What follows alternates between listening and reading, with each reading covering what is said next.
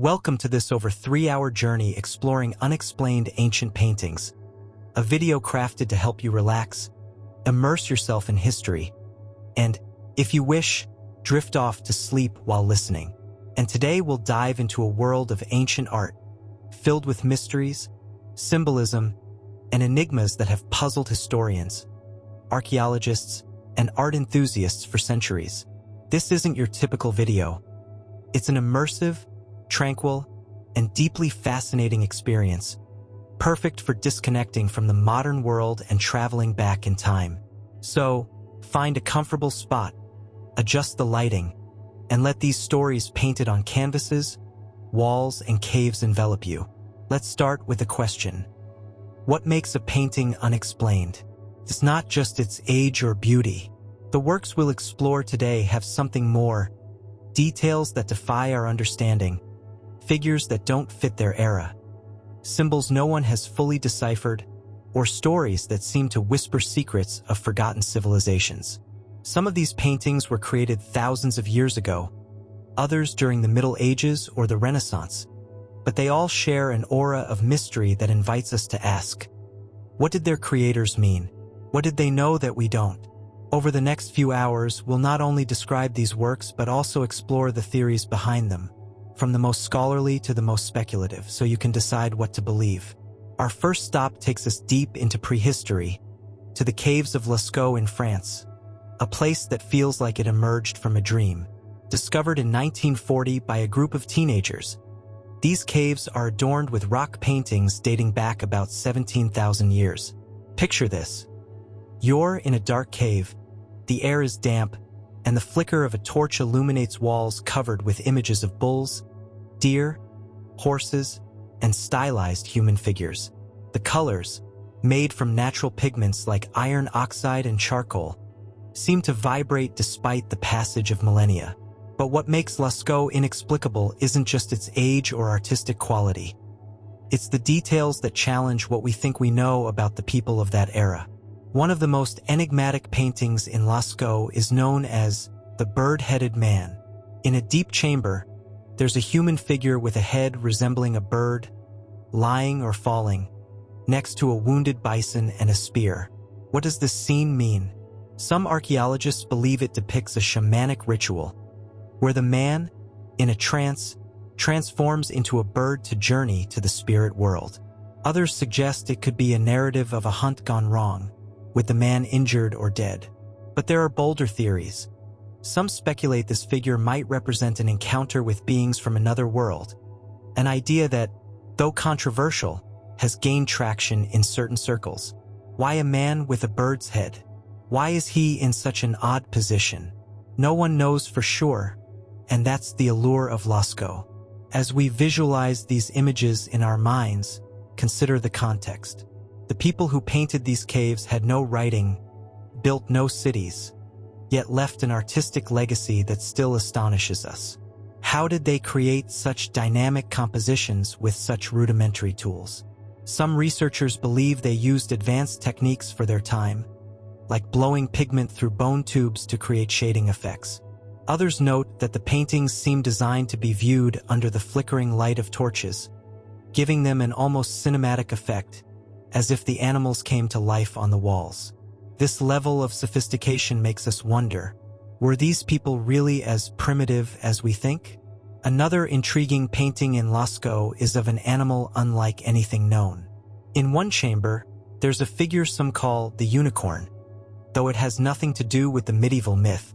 It's a creature with a strange body, 2 straight horns, and a form that doesn't match the bulls, deer, or horses that dominate the other paintings. Is it an extinct species we haven't identified? A mythological creature? Or perhaps an artist's mistake?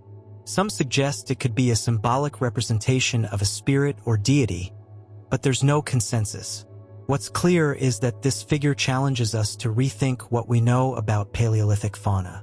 As we reflect on Lascaux, let the image of these caves fade slowly, and let's travel to another place, another time. Now we're in the Sahara Desert in what is today Algeria, in the region of Tassili and Niger. About 10,000 years ago, this wasn't a desert, but a lush landscape full of rivers, lakes, and life. Here, ancient inhabitants left thousands of rock paintings that are as enigmatic as those in Lascaux, but with an even stranger twist. The paintings of Tassili Eniger are famous for their humanoid figures, some of which appear to wear helmets or suits resembling modern astronauts. Yes, you heard that right.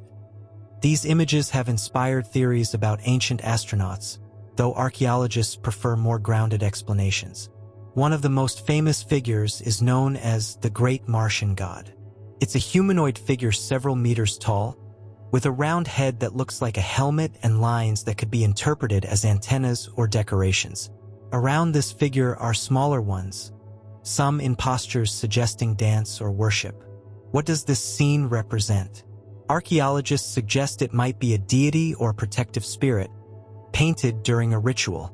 But proponents of the ancient astronaut theory argue the figure resembles a spacesuit too closely, and the antennas could be part of a communication device. While speculative, we can't deny the image is unsettling. Why paint someone with a helmet in an era without technology? Another puzzling painting in Tassili is that of the floating women. On several rocks, there are female figures that appear suspended in the air, their robes flowing as if underwater or in a state of weightlessness. Some believe these images represent dreams or visions induced by hallucinogenic substances, common in many ancient cultures. Others suggest they could be spirits or souls ascending to the heavens. But, again, some see something more. Could these be depictions of beings who mastered flight or levitation? The idea sounds far-fetched, but the images are so evocative they invite speculation. As we contemplate these figures, imagine the sound of the wind in the desert, the crunch of sand under your feet. These paintings aren't just art. They're windows into the minds of people who lived in a world vastly different from ours. What inspired them to create these images? What stories did they tell while painting? As we move forward, we'll continue exploring more works that challenge our understanding, from prehistoric caves to medieval frescoes. But for now, let the calm of these images envelop you. Close your eyes if you wish, let your mind wander, and prepare for the next stop on this journey. As the echo of the Tassili Eniger desert fades in our minds, let the wind carry us to another corner of the ancient world, a place where paintings not only tell stories, but seem to defy time itself. We're now in the heart of Australia, in the Kimberley region, home to the enigmatic rock paintings of the Aboriginal Australians, known as the Wandjina figures. These works, some dating back over 4,000 years, have an almost supernatural aura, and their presence on the desert rocks invites us to ask, who or what are these figures with huge eyes and no mouths? The Wandjina are humanoid figures, often painted in white with black and red outlines, dominating the walls of caves and rock shelters. The first thing that strikes you is their appearance. They have large heads, sometimes surrounded by halos or radiant lines, and eyes that seem to pierce the soul. But the strangest feature is the absence of mouths. Why paint such expressive figures without mouths? According to the traditions of Aboriginal peoples like the Warora and Wanambal, the Wandjina are spiritual beings, creators of the world and responsible for bringing rain and the seasons. It's said they have no mouths because they don't need to speak. Their power manifests in the weather and the cycles of nature. But this explanation, while beautiful, doesn't resolve all the mysteries. Imagine standing before one of these paintings under the scorching Kimberley sun. The rock is hot to the touch, and the Wandjina's eyes watch you from eternity. Some researchers note that the halos around their heads might represent clouds or lightning, reinforcing their connection to rain. But others suggest bolder interpretations. Could these figures depict visitors from another world? The large eyes and halos resemble modern descriptions of extraterrestrials, and while this theory is controversial, the similarity is unsettling. The Aboriginal people, however, insist that the Wandjina are part of their dream time, a spiritual reality that transcends our linear understanding of time. Another fascinating feature of the Wandjina is that the paintings are periodically retouched by Aboriginal communities. Even today, This act is not just restoration but a sacred ritual that keeps these beings' presence alive. But this raises another question. Why do some wandjina appear older than others, even at the same site? Some archaeologists believe the more recent paintings might be based on originals far older, perhaps 10,000 years or more, making them contemporary with tasselized paintings. This leads us to speculate. Did ancient cultures, separated by oceans, share a common inspiration? Or is it just a coincidence that humanoid figures with strange features appear on different continents? As we reflect on the wandjina, let our minds travel now to the other side of the world, to the island of Crete in the Mediterranean, where the Minoan civilization left an artistic legacy that continues to baffle historians. We're in the Palace of Knossos, around 1500 BCE, a place bursting with vibrant colors and frescoes that seem to capture life in motion. The Minoans were masters of art, and their wall paintings depict scenes of dolphins, dancers, and processions. But one painting in particular stops us, the fresco known as the Prince of the Lilies. This fresco shows a young man, possibly a priest or noble, walking with a crown of feathers and lilies. His skin is white, contrasting with the darker tones of other Minoan figures, and his posture is elegant, almost ethereal. But what makes this painting inexplicable isn't just its beauty, it's the details that don't fit. For example, the prince's anatomy seems off. His shoulders are disproportionate, and his waist is so narrow it seems impossible for a human. Some believe this is an artistic style, but others suggest it might depict someone who wasn't entirely human, perhaps a deity or mythological being. Another mystery of the fresco is the background. Unlike other Minoan paintings, which often show landscapes or clear scenes, the prince's background is abstract, with patches of color that don't seem to represent anything specific. Is this an aesthetic choice? Or could it depict something the Minoans saw that we don't understand? Some speculate the background might symbolize an altered state of consciousness, like a religious trance. The Minoans were known for their rituals, and there's evidence they used substances like opium. Could the prince be depicted in a state of mystical vision? As we contemplate the prince, think about the context of the Knossos Palace. This was a center of power, trade, and religion, but also a place full of enigmas. The palace has labyrinthine corridors that inspired the myth of the Minotaur, and its frescoes are filled with symbols we haven't fully deciphered. For example, other murals in Knossos show figures performing leaps over bulls, a dangerous practice that likely had ritual significance. But in the case of the prince, there's no action, just a serene presence that invites us to wonder who he was and what he represented. Now, let the Mediterranean breeze carry us to another place, to ancient Egypt, where paintings didn't just decorate tombs, but served as gateways to the afterlife. We're in the tomb of Sennacherib in Deir el-Medina, near the Valley of the Kings, around 1300 BCE. Sennacherib was an artisan, not a pharaoh, yet his tomb is adorned with frescoes so beautiful they rival those of royalty. One of the most enigmatic paintings shows Sennacherib and his wife, Nefertiti, in a field of reeds, surrounded by birds and flowers, in what seems to be a vision of the Egyptian paradise, known as the Field of Reeds. What makes this painting inexplicable is the presence of an odd detail. Among the reeds, there's a figure that doesn't fit the rest of the scene. It's a creature with a human body but a snake's head, holding what appears to be a scepter. This figure doesn't appear in known Egyptian religious texts, and its purpose is a mystery. Is it a minor deity, a guardian spirit, or perhaps a depiction of something Sennacherib saw in a dream or vision? Some Egyptologists believe it might be linked to local cults, but there's no clear evidence. Another intriguing aspect of this painting is the use of color. The Egyptians were masters at creating pigments, and the colors in Sennacherib's tomb are so vibrant they seem freshly painted. But there's a curious detail. The snake-headed figure has a shade of blue not found elsewhere in the tomb. This blue, known as Egyptian blue, was extremely rare and costly, suggesting the figure was of great importance. But why dedicate such a precious color to such an enigmatic figure? As we imagine this scene, let the calm of the field of reeds envelop us. The Egyptians believed art had power, that it could open doors to other worlds. Perhaps this painting was more than decoration. Maybe it was an invocation, a map for Sennacherib to find his way in the afterlife.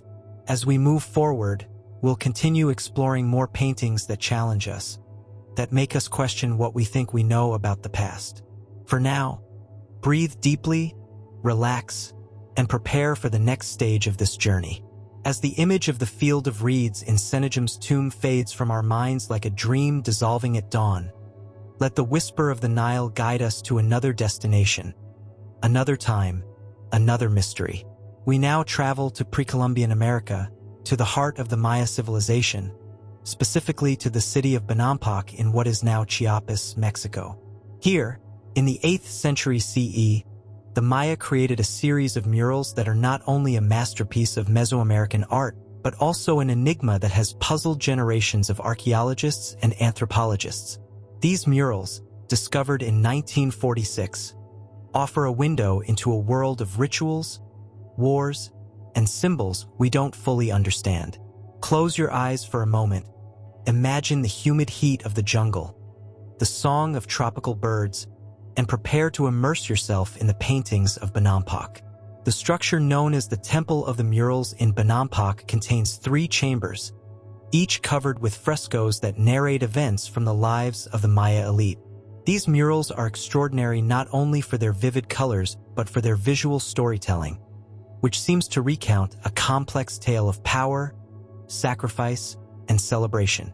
The first chamber, which we'll explore in detail, depicts a ceremonial procession, with figures adorned in feathers, jewels, and masks, playing instruments like drums and conch trumpets.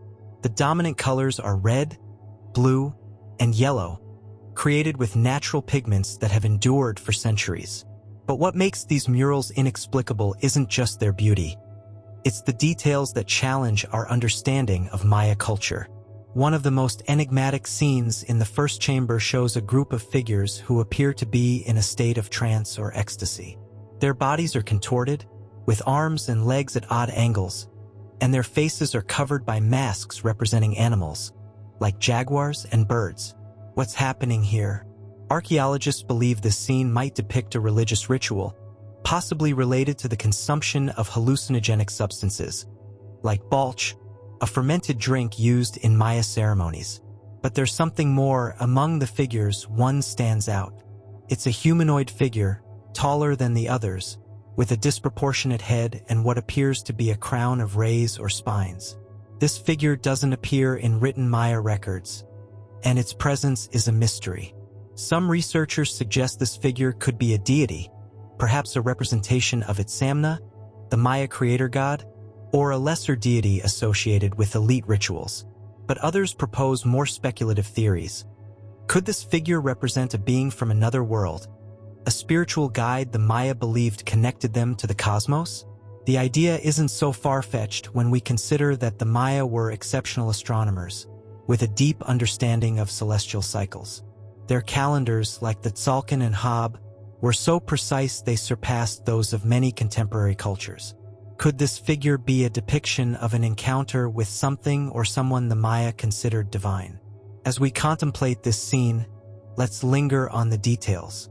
The figures are painted with astonishing precision. The feathers in their headdresses seem to flutter, the eyes of the masks gleam with life, and the colors vibrate as if freshly applied. The Maya didn't paint just to decorate. Every stroke had a purpose, whether to tell a story, invoke the gods, or preserve a moment for eternity. But the figure with the crown of rays leaves us with more questions than answers. Why is it separated from the other figures? Why is its posture so rigid, almost as if it's floating? Some suggest it could represent a ruler in a state of apotheosis, transforming into a god. But without texts to confirm this, we can only speculate. Now let's move to the second chamber of Bonampak, which is even more unsettling. Here, the murals depict a scene of battle and human sacrifice, something rare in Maya art. which typically focuses on ceremonial or astronomical themes. In this chamber, we see warriors with spears and shields, capturing prisoners who are then presented before a ruler. The scene is raw. The prisoners have blood dripping from their hands, possibly because their nails or fingers were cut off as part of the ritual. But what catches our attention is a figure in the background, almost hidden among the warriors. It's a creature with feline features but a humanoid body and eyes that seem to glow with a greenish hue, thanks to the use of malachite in the pigment. This feline figure is an enigma. In Maya mythology, the jaguar was a symbol of power and the underworld, and rulers were often associated with this animal. But this figure doesn't seem to be a warrior or a known god. Some archaeologists believe it could represent a nawal, a spirit animal that accompanied Maya leaders in their visions. Others suggest it might personify the underworld itself, observing the sacrifice as a silent witness. But, once again, there are bolder theories. Could this figure depict something the Maya encountered in the jungle, something neither human nor animal? The Chiapas jungle is a place full of mysteries, and the Maya believed it was inhabited by spirits and supernatural beings. As we imagine this scene, think of the sound of drums, the smell of blood and incense, the heat of the jungle. The Bonampak murals are not just paintings. They're a time capsule capturing a moment of violence, power, and spirituality. But the feline figure reminds us that, even in a culture as well documented as the Maya, there are things we don't understand. What did the artists mean by including this figure? Was it a symbol, a warning, or simply a vision they had under the influence of their rituals?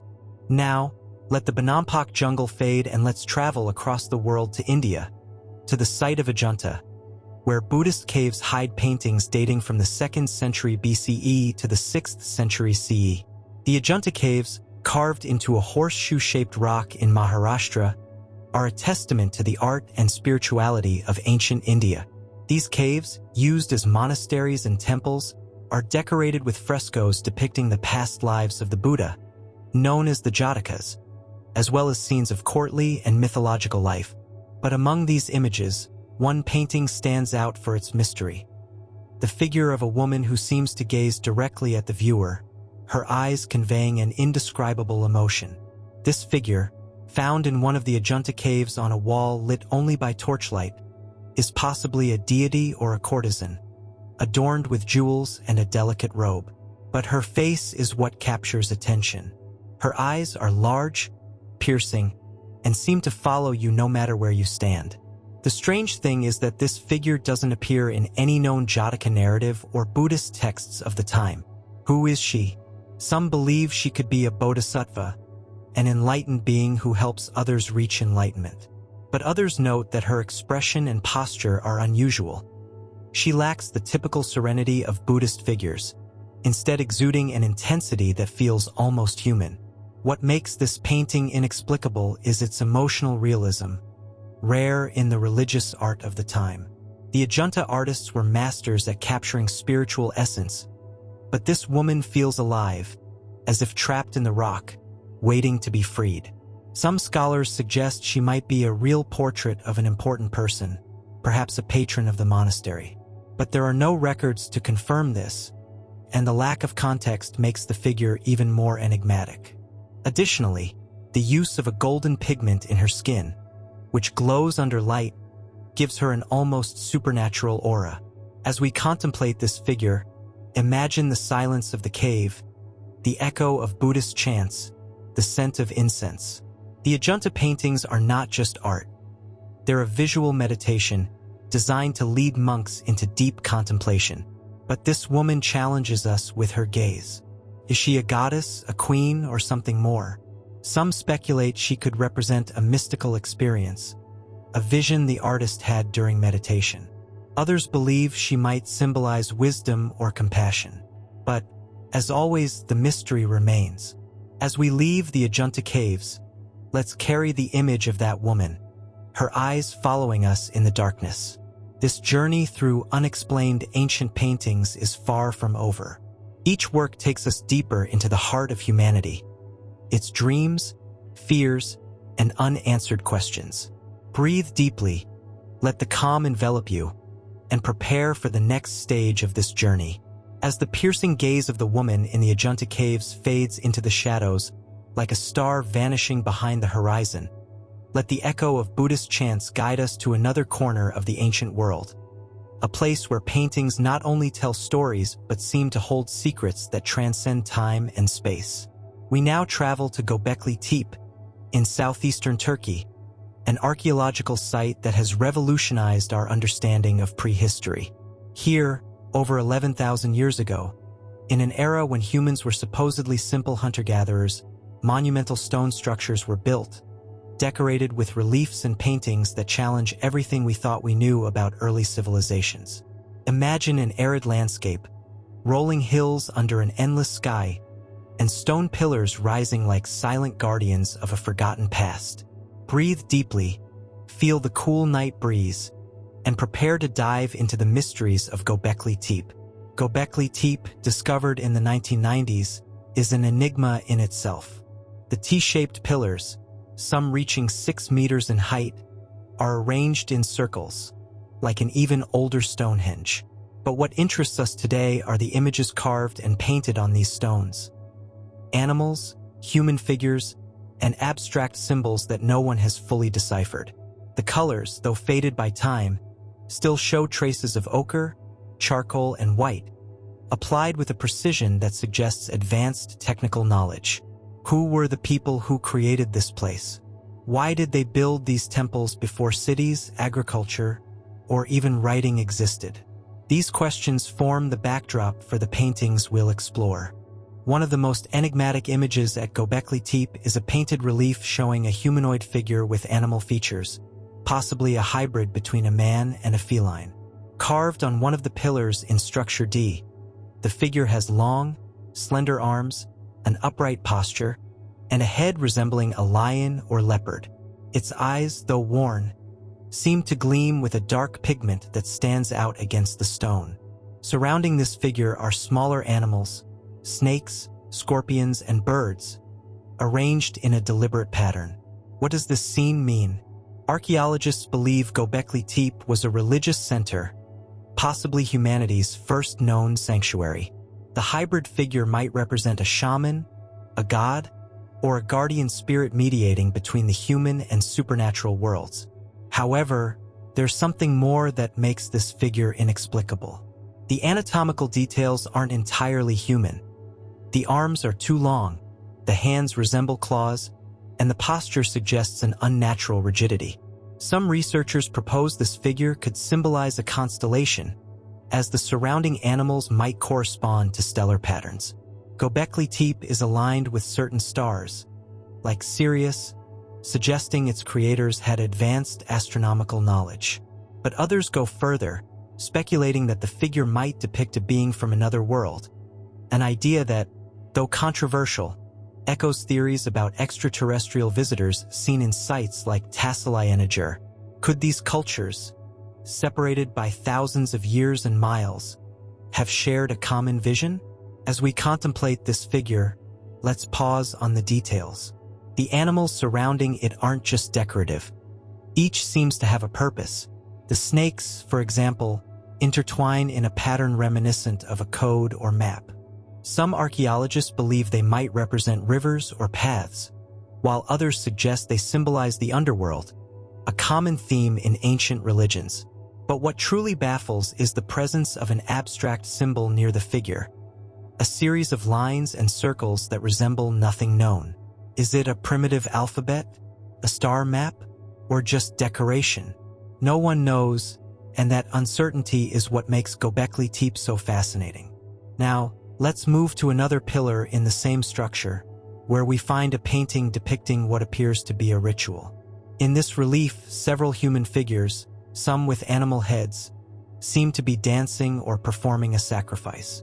Among them, a central figure holds a strange object, something like a staff or scepter, but with a shape that doesn't match any known tool from the era.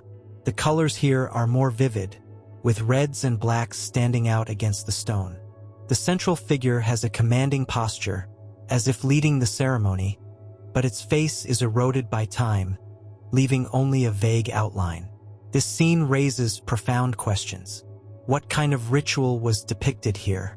Some researchers believe Göbekli Tepe was a place where sacrifices, not necessarily human but possibly animal, were performed to appease gods or ensure good harvests. But the presence of figures with animal heads suggests something more. Perhaps a shamanic cult where participants took on animal identities to connect with the spiritual world. Another, bolder theory suggests these figures might depict encounters with beings from another plane, perhaps visions induced by hallucinogenic plants or deep trances. The staff held by the central figure is particularly intriguing. Some speculate it could represent an unknown technology, though archaeologists prefer to interpret it as a symbol of authority. As we imagine this scene, think of the silence of the night at Göbekli Tepe, broken only by the crackle of a fire and the chants of the ancients.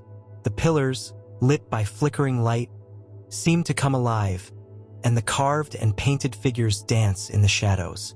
This place wasn't just a temple.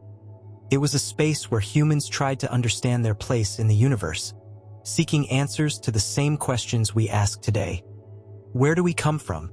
What lies beyond what we can see? The paintings of Göbekli Tepe are not just art. They're a testament to that eternal quest. Let's now leave the hills of Turkey and travel to another place, to the island of Malta in the Mediterranean, where we find the megalithic temples of Gantija and Hagar Kim, built between 3600 and 3200 BCE. These temples, among the oldest in the world, are decorated with reliefs and paintings that speak of a mysterious culture that worshipped female figures and spiral symbols. One of the most enigmatic paintings is found in Hagar Kim, in an underground chamber known as the Hypogeum. Here, on a limestone wall, is a female figure painted in red ochre, with exaggerated curves and outstretched arms, as if embracing the air. This figure, known as the Sleeping Lady, is one of Malta's greatest mysteries. Her body, painted with simple but expressive strokes, seems to be at rest, yet her eyes are open, gazing at the ceiling. Around her are spirals and wavy lines that might represent water, clouds, or energy. Who is this lady? Some archaeologists believe she's a representation of a mother goddess, a symbol of fertility and life central to Malta's religion. Others suggest she could be a priestess in a trance, connecting with the spirit world. But what makes this painting inexplicable is its context. The Hypogeum is a place associated with death and funerary rituals, making the figure of a sleeping woman even more intriguing. The Hypogeum of Hagar Kim is a unique place. Its underground chambers, carved into the rock, have extraordinary acoustics, where low sounds resonate almost supernaturally.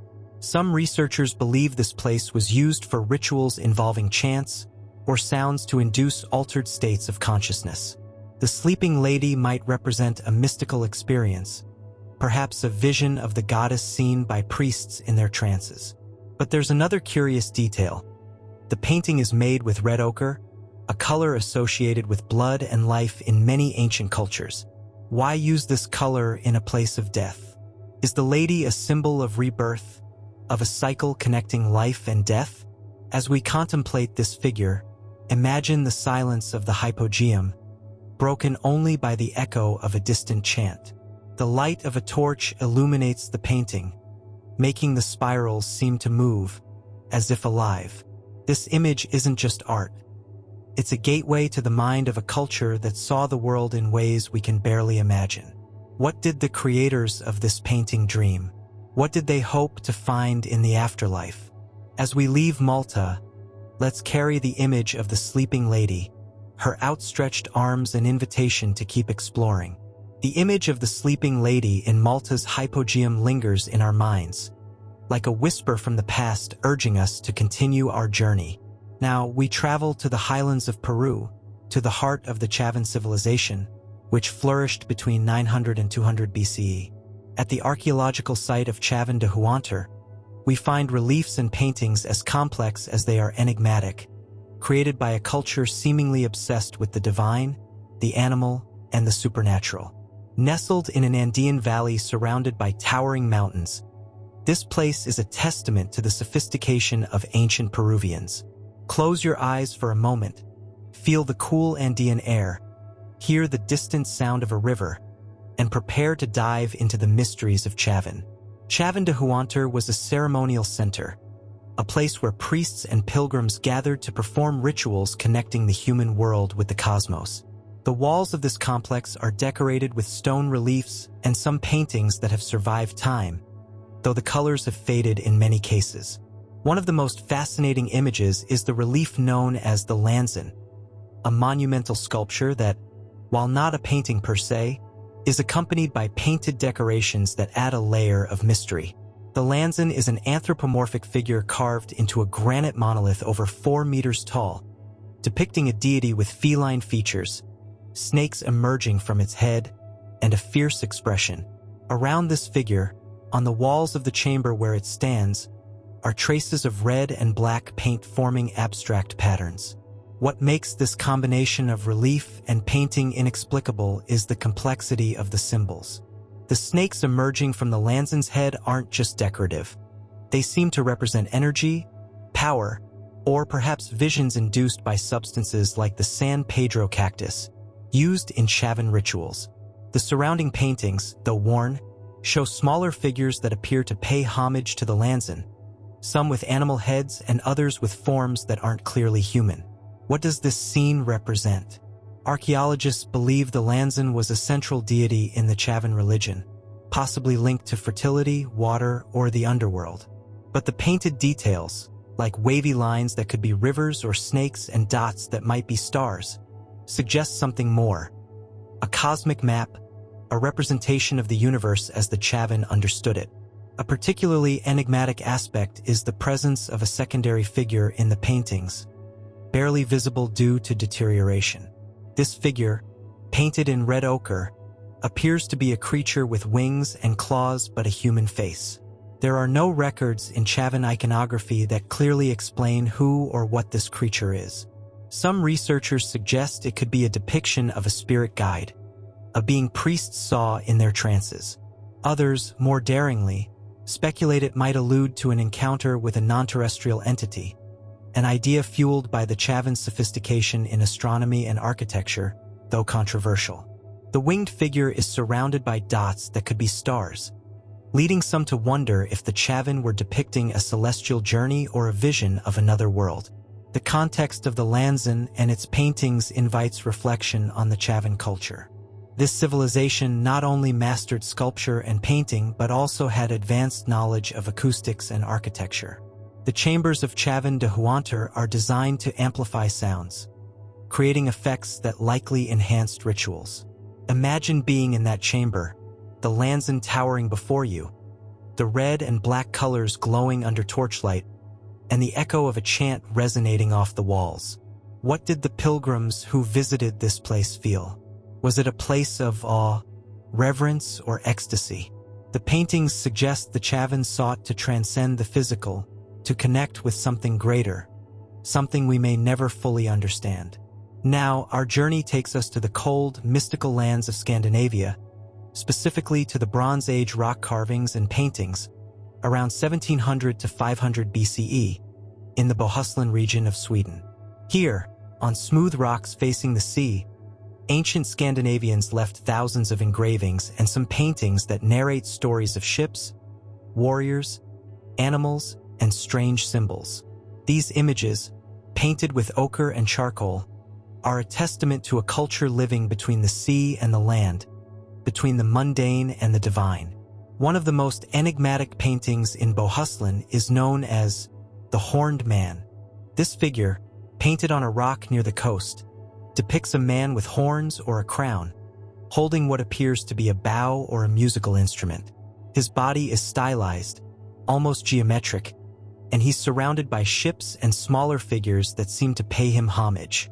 What makes this painting inexplicable is the combination of elements. The horns suggest a connection to the divine or shamanic, but the object he holds doesn't match known Bronze Age weapons or tools. Some archaeologists believe this figure could represent a god, possibly linked to solar cults, as ships and sun disks are common in Bohuslän's rock art. but others note that the figure's posture resembles depictions of gods in other cultures, like the horned deities of Celtic Europe or even the Egyptian god Ammonius. A curious detail is the use of color in this painting. While most Bohuslin rock art is engraved, this figure is highlighted with red ochre, a color that must have been difficult to obtain in the region. Why use such a valuable color for this figure in particular? Some suggest the red represented life, blood, or power, while others believe it could mark sanctity, setting this figure apart from the rest. Additionally, the smaller figures surrounding the horned man seem to be in motion, as if participating in a ritual or dance. Is this a scene of worship, a mythological tale, or something else entirely? Another mystery of Bohuslin and beyond, to fall asleep to ***.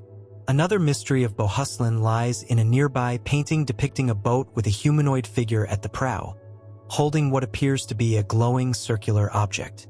This boat doesn't resemble the practical designs of the era. It's oversized, with lines suggesting speed or even flight. Some researchers interpret this image as a symbolic representation of a journey to the afterlife, as boats were a common symbol of transition in Norse cultures. But others propose a bolder theory. Could this boat depict something the ancient Scandinavians saw in the sky, something they interpreted as a divine vehicle? The figure at the prow, with its glowing object, adds further intrigue. Is it a god, a hero, or something else entirely? Imagine standing before these rocks, the sound of the sea crashing against the coast, the cold wind brushing your skin. The paintings of Bohuslin are not just images. They are stories carved in stone, messages from a people who saw the world as a place filled with magic and mystery. The boats, the horns, the solar discs, all these elements speak of a worldview that blended the earthly with the celestial. But the horned man and the glowing boat leave us with questions. What inspired these images? Were they visions, myths, or memories of something real? Our journey now takes us to the heart of Europe, to the Valcamonica region in northern Italy, home to one of the largest collections of rock carvings and paintings in Europe, dating from 800 BCE to the Roman period. In this alpine valley, the rocks are covered with thousands of engravings and some paintings depicting scenes of hunting, agriculture, rituals, and strange figures. One of the most enigmatic paintings is known as the Valcamonica astronaut. This figure, painted in red and black on a smooth rock, shows a humanoid with what appears to be a round helmet and a full-body suit. Two lines, possibly antennas or rays, extend from the head, and the figure holds objects that aren't clearly identifiable. What makes this painting so perplexing is its striking resemblance to modern descriptions of astronauts. Archaeologists prefer to interpret it as a warrior or priest in ritual armor, but the shape of the helmet and the surrounding lines are too precise to dismiss. Is this a depiction of a god, a shaman, or something the ancient inhabitants of Valcamonica saw in their world? The painting is accompanied by other symbols, such as spirals and geometric shapes, which could be maps, calendars, or representations of the cosmos. Some researchers believe Valcamonica was a sacred center where communities gathered to honor gods and observe the heavens. The astronaut figure might be a key to understanding these beliefs, but its exact meaning remains a mystery.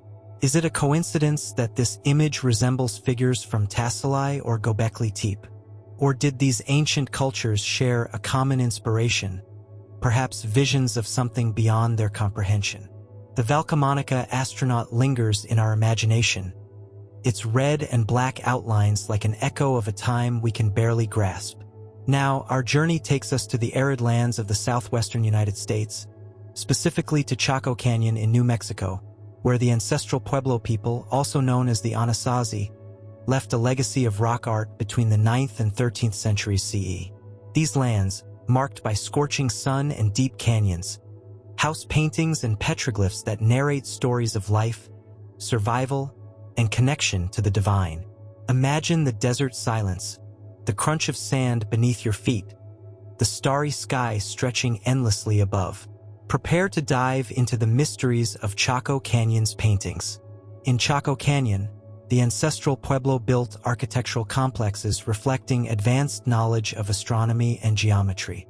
But it's the rock paintings that capture our attention today, particularly one known as the Supernova Panel. This painting, located on a rocky wall near the structure known as Pueblo Bonito, depicts a large star with radiating rays, alongside a crescent moon and a human hand. The colors, though faded by time, still show traces of red ochre and white, applied with precision that suggests clear intent. What makes this painting inexplicable is its possible connection to a real astronomical event. The supernova of 1054 CE, which gave rise to the Crab Nebula and was visible in the sky for weeks, even in daylight. Archaeologists believe this painting might be a record of that event, as the bright star and crescent moon align with descriptions of the supernova in records from other cultures, like the Chinese and Arabs. But there's more that intrigues. The human hand, painted just below the star, seems to reach for it, as if trying to touch it. Is this a symbolic depiction of the connection between humans and the cosmos? Or is it something more literal, a memory of a moment when the ancestral Pueblo felt the sky was communicating with them? Some speculate the hand might represent a shaman or astronomical observer interpreting the heavens for the community. Others, more daringly, suggest the painting could allude to an encounter with something or someone related to that star, an idea that, while speculative, adds a touch of mystery. The context of Chaco Canyon amplifies the enigma. The ancestral Pueblo were masters of sky observation, and their buildings, like Casa Rinconada, are aligned with astronomical events like solstices. The supernova painting isn't alone.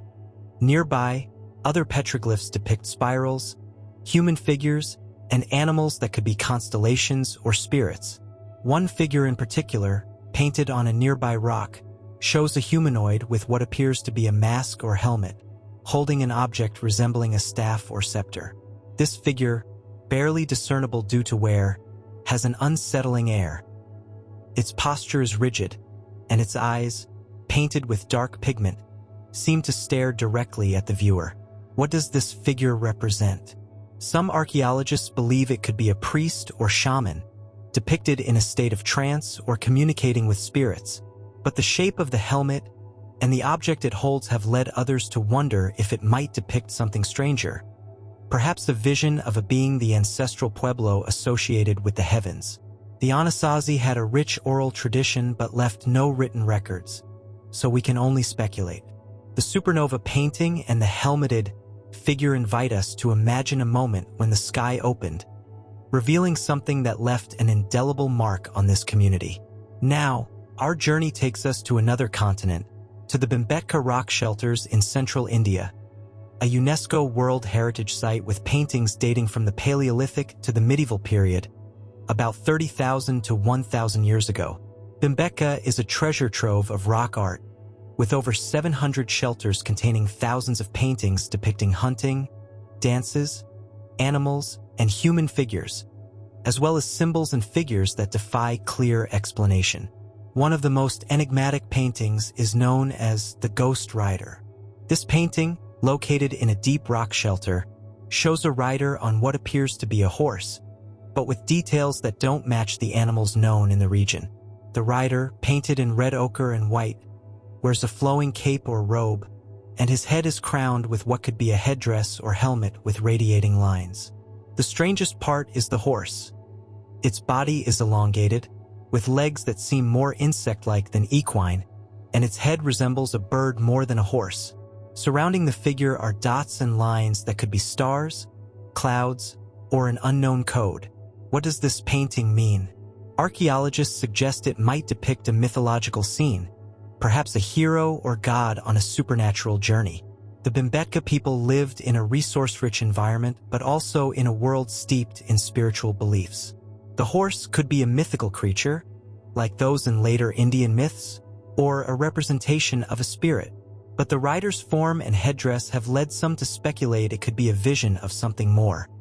A traveler from another world, perhaps a being the Bhimbetka artists tried to capture in stone. The painting is accompanied by other figures, like archers and animals, but the Ghost Rider stands out for its uniqueness and aura of mystery.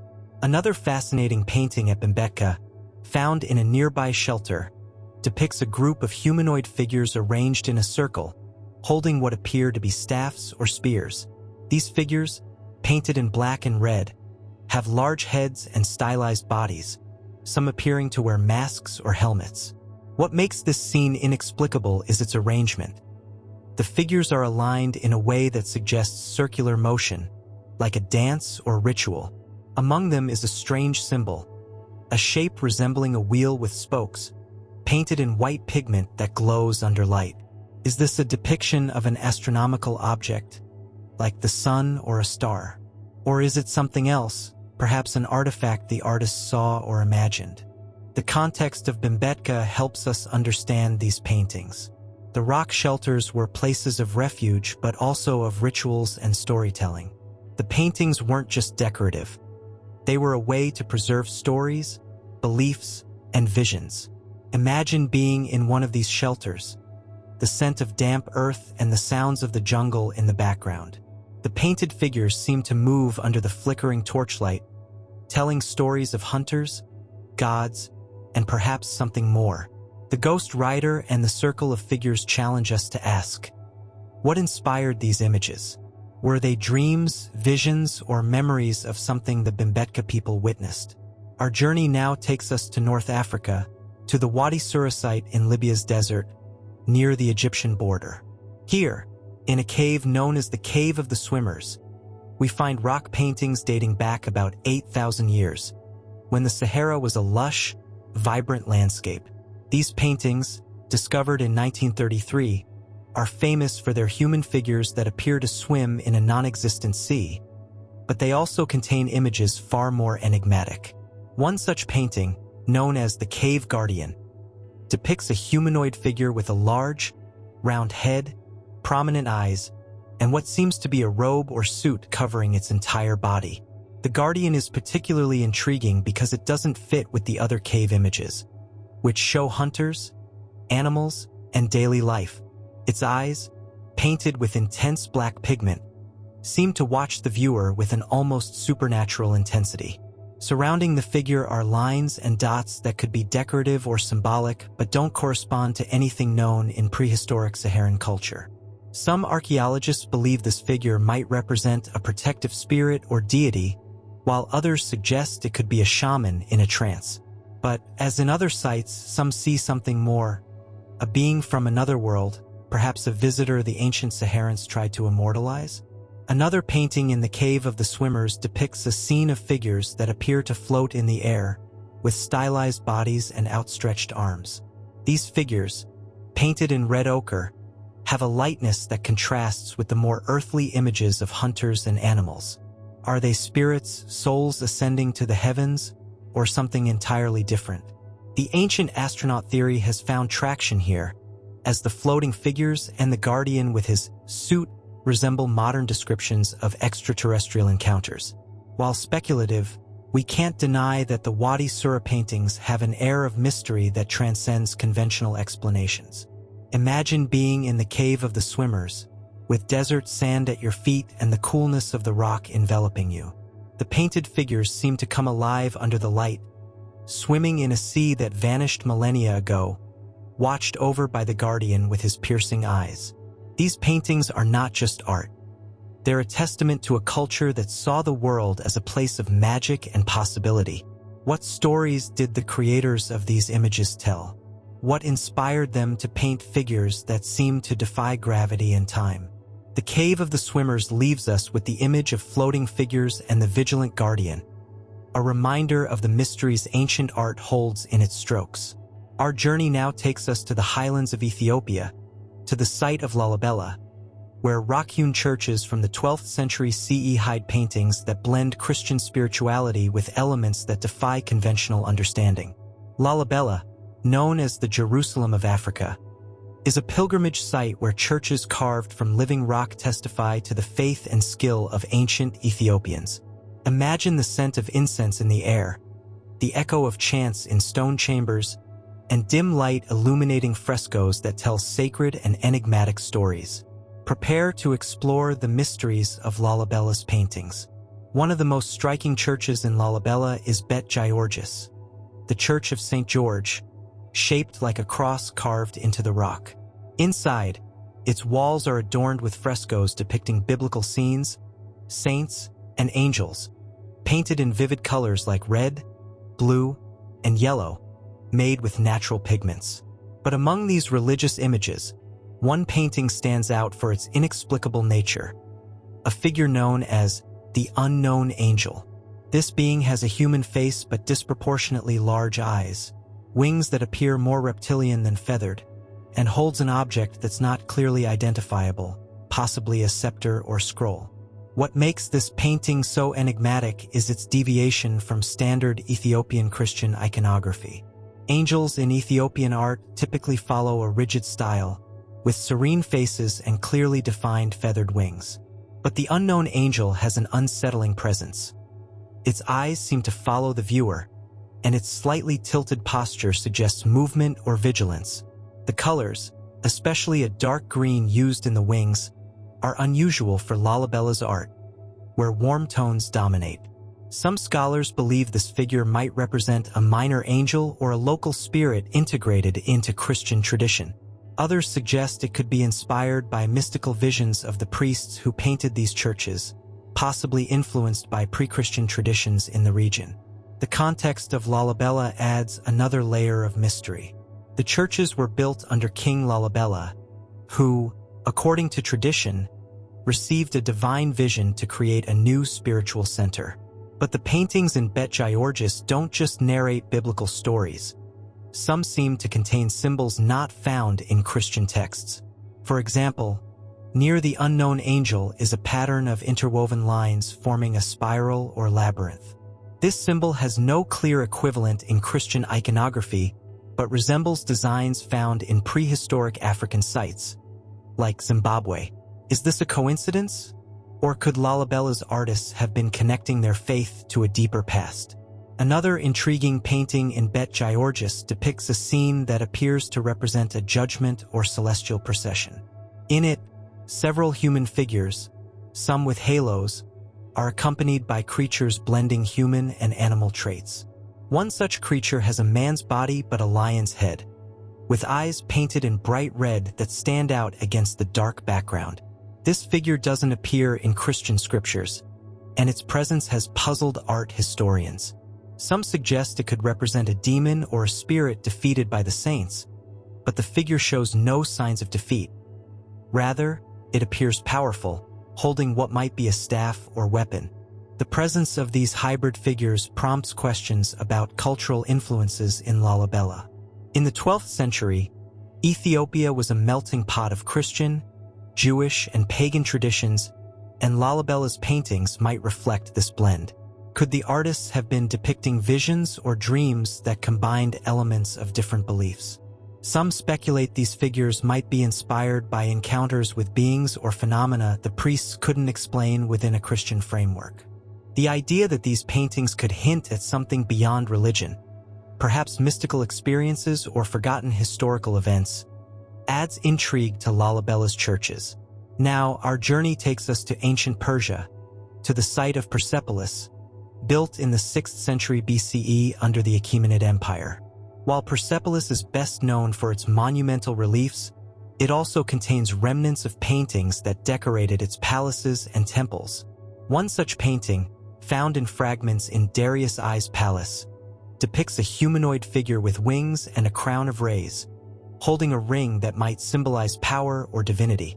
The colors, though faded, show traces of lapis lazuli blue and red ochre, pigments that were extremely valuable in antiquity. This figure, known as the Winged Guardian, is an enigma because it doesn't fully align with known Achaemenid iconography. In Zoroastrianism, which dominated Persia at the time, winged figures often represented spirits like the Fervashi, guardians of souls. But the Winged Guardian has unusual details. Its face is more human than divine, and the ring it holds bears undeciphered engravings. Some archaeologists believe this painting might depict Ahura Mazda, the supreme Zoroastrian god, but others suggest it could symbolize a divinized ruler or a mythological being from an older tradition. What makes this painting inexplicable is its context. Persepolis was a center of power where Achaemenid kings received tributes from across the empire. Paintings and reliefs typically glorified the king and his authority, but the winged guardian seems out of place, as if telling a different story. Surrounding the figure are fragments of painting showing lines and abstract shapes, possibly stars or clouds. Is this a depiction of the cosmos, a reminder of the king's connection to the gods? Or, as some speculate, could it allude to an event or vision the artist sought to capture? Another painting fragment in Persepolis depicts a procession of figures carrying strange objects, some resembling glowing spheres or discs. These figures, painted in red and black, have stylized faces and rigid postures, as if participating in a ritual. The spheres are intriguing. No Achaemenid texts explain what they are. Some suggest they could be symbols of power, like royal orbs, but their glow, highlighted with light pigments, suggests something more. Could they represent celestial phenomena, like comets or stars? Or, in a bolder interpretation, might they hint at objects the Persians associated with gods or sky visitors? The context of Persepolis helps us understand these paintings. The Achaemenid Empire was a melting pot of cultures, from Mesopotamia to Egypt, and its artists absorbed influences from across the known world. But the paintings of Persepolis, though fragmentary, have an air of mystery that goes beyond royal propaganda. Imagine standing in Persepolis halls, with towering columns and walls adorned with colors gleaming in the sunlight. The winged guardian and the figures with spheres seem to whisper stories of a time when humans looked to the sky with awe and fear. What inspired these images? Were they religious symbols, mystical visions, or something more tangible? Our journey now takes us to Southeast Asia, to the Pha Thame Caves in Thailand, where rock paintings dating from about 3000 to 1000 BCE adorn the cliffs along the Mekong River. These caves are decorated with images of animals, human figures, and symbols reflecting the life of prehistoric communities in the region. One of the most enigmatic paintings is known as the Sky Dancer. This figure, painted in red ochre, depicts a humanoid with outstretched arms and what appears to be a crown or headdress with rays. Its body is surrounded by curved lines that could represent clouds, water, or energy. What makes the Sky Dancer so intriguing is its posture and the symbols around it. Unlike other figures in Pha Thame, which depict hunting or fishing scenes, this figure seems to be in a state of ecstasy or levitation. Archaeologists believe it might represent a shaman in a ritual, possibly under the influence of hallucinogenic substances. But the headdress details and curved lines have led some to speculate it could depict a celestial being or a vision of something the artists associated with the sky. The painting is accompanied by small white dots that might be stars, reinforcing the idea of a cosmic connection. Another painting in Pha Thame depicts a scene of figures navigating a boat with an unusual shape.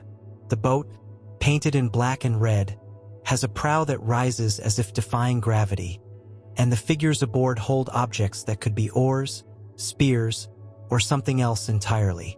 This image is perplexing because boats in Southeast Asia at the time were typically functional, designed for river navigation. But this boat seems symbolic, as if representing a journey to another realm. Is it a metaphor for the passage to the afterlife as in other cultures? Or could it depict something the artist saw or imagined, something that defied the laws of nature?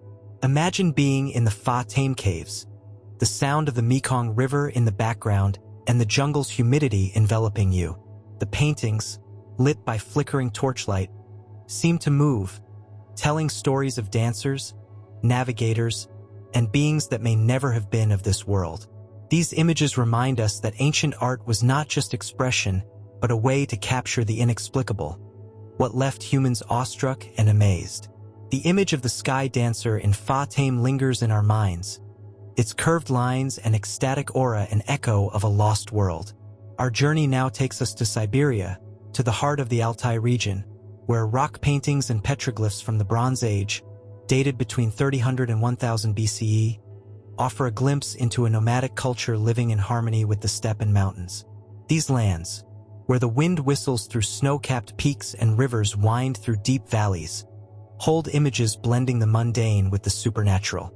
Imagine the chill of the Siberian air, the crunch of dry grass beneath your feet, and the endless sky touching the earth. Prepare to explore the mysteries of Altai's paintings. In the Tsagan Sala Valley in Altai, we find thousands of petroglyphs and some rock paintings narrating the lives of ancient Scythian and other nomadic peoples. These images, painted in red ochre, charcoal, and white, depict hunting scenes, horse-drawn chariots, and human figures in ritual poses. One of the most enigmatic paintings is known as the Flying Shaman. This figure, painted on a rock jutting from a cliff, shows a humanoid with arms outstretched like wings, a head adorned with what appears to be a feathered or horned headdress, and a body wrapped in wavy lines that could represent smoke, clouds, or energy. The colors, though faded, retain an intensity that makes the figure seem to vibrate against the rock. What makes the Flying Shaman inexplicable is its posture and surrounding details. The figure isn't touching the ground. It seems to float, with wavy lines suggesting movement or ascent. Around it are small symbols resembling birds, stars, or perhaps spirits, painted in white pigment that glows under light. Archaeologists believe this painting might depict a shaman in a trance, traveling to the spirit world, a common practice among Siberian peoples. But the figure has elements that don't fully fit. The headdress includes lines that could be antennas or rays, and the surrounding birds have shapes that don't match known species. Some speculate this painting could represent a vision induced by substances like the Amanita muscaria mushroom, used in Siberian rituals. Others, more daringly, suggest it might allude to an encounter with a being or phenomenon the artists interpreted as supernatural. The context of Altai helps us understand this painting. The nomadic peoples of the region were deeply spiritual. Their beliefs centered on connecting with nature and the cosmos. Shamans played a central role, acting as mediators between humans and spirits. But the Flying Shaman has an air of mystery that goes beyond shamanic explanations. The surrounding symbols, for instance, include a series of dots and lines that could be a code, a star map, or mere decoration. No one knows for sure, but the painting's precision suggests the artists had a clear purpose. Were they trying to capture a vision, a dream, or something they saw in the Siberian sky?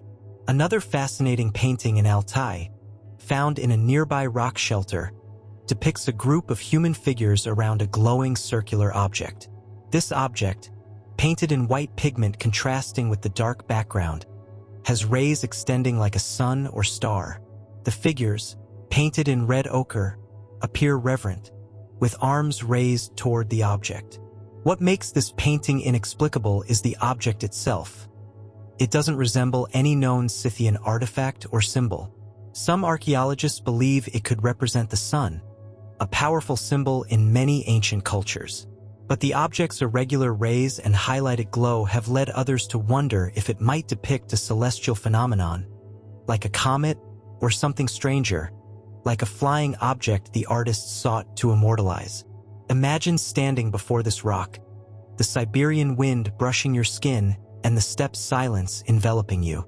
The painted figures seem to move in the fading sunlight, as if telling a story that transcends time.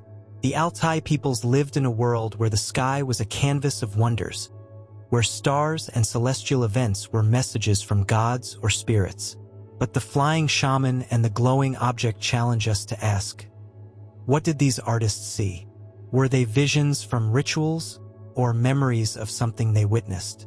Our journey now takes us to the Pacific, to Rapa Nui, known as Easter Island, where rock paintings and petroglyphs from the 13th to 17th centuries CE offer a glimpse into an isolated culture that created monumental and enigmatic art.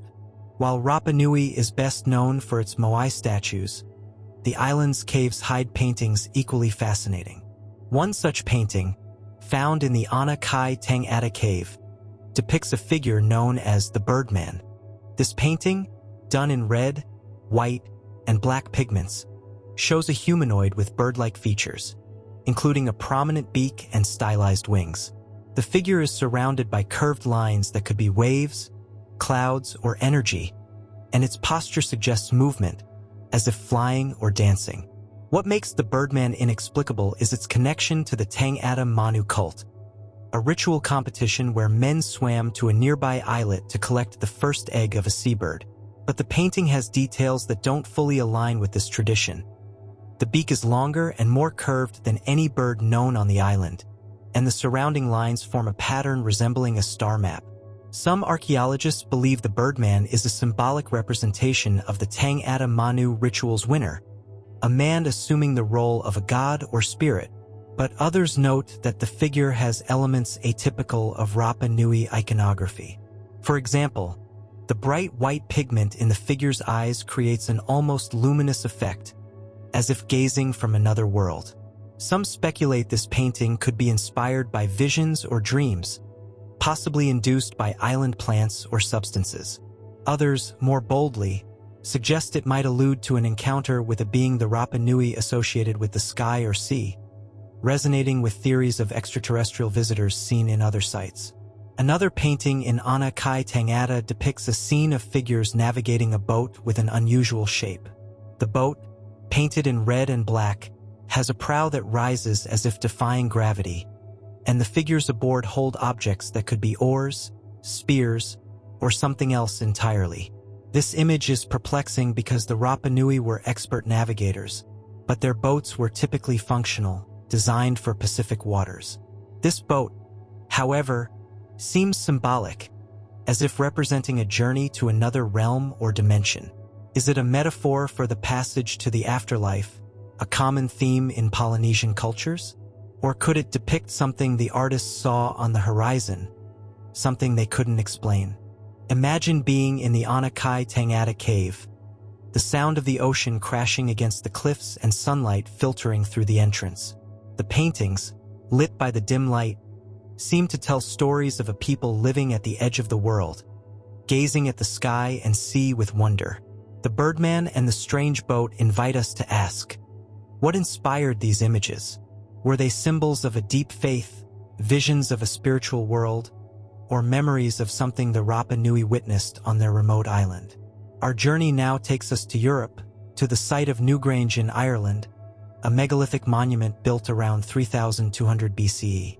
This tumulus, one of Europe's oldest, is decorated with engravings and some paintings reflecting the beliefs of a Neolithic culture. One of the most enigmatic paintings, found in an inner chamber, depicts a humanoid figure with a triangular head and large eyes, painted in red ochre and charcoal. The figure is surrounded by spirals and lines that could be astronomical symbols or representations of energy. What makes this painting inexplicable is its simplicity and impact.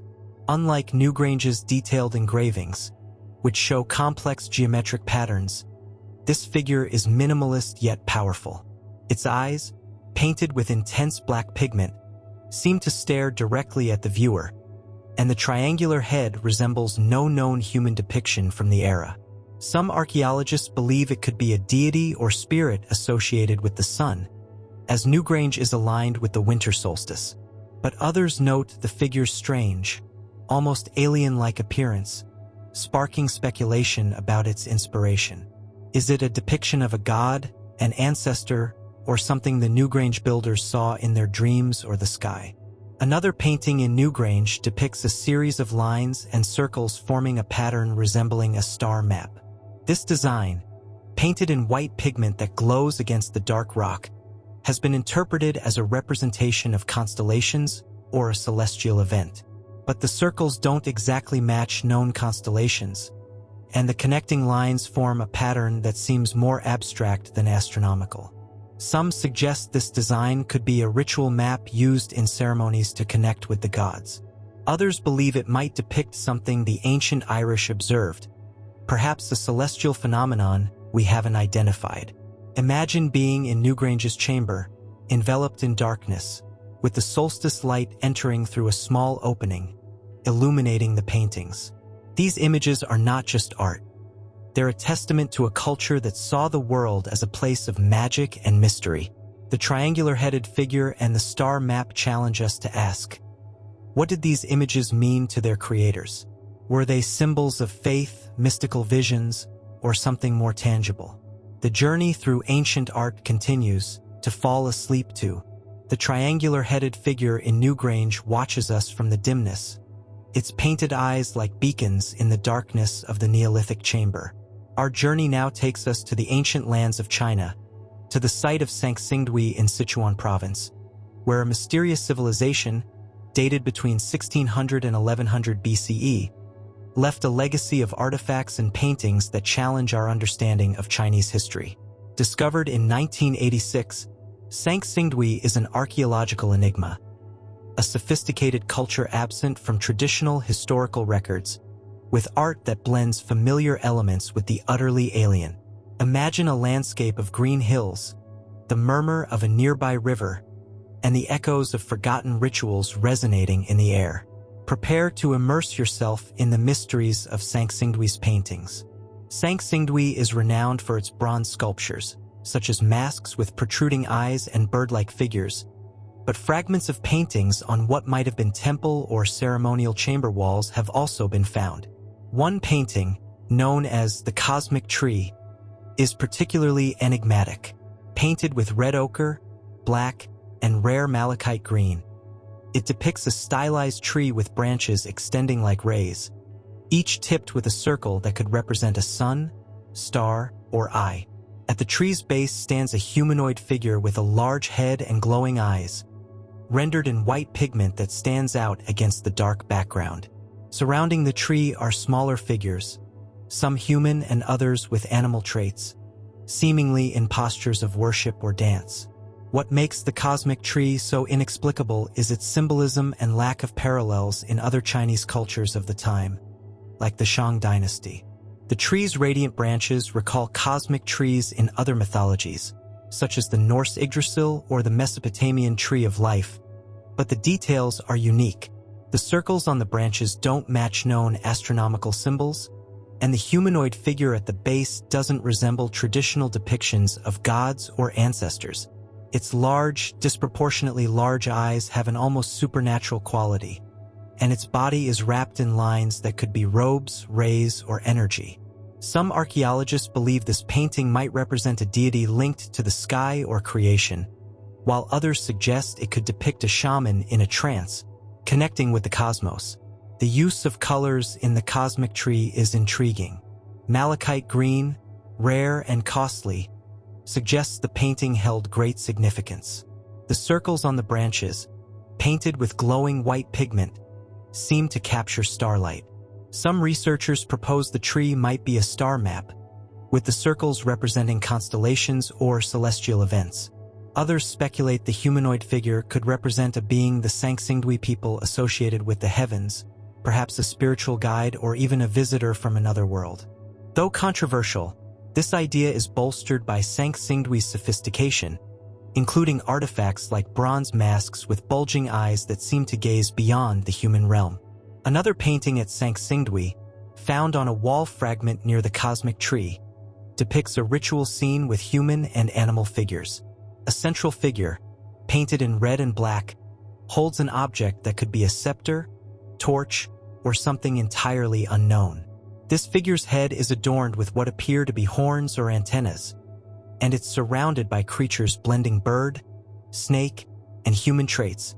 What makes this painting inexplicable is a strange symbol near the central figure, a wheel-like shape with spokes, painted in a golden pigment not found elsewhere at the site.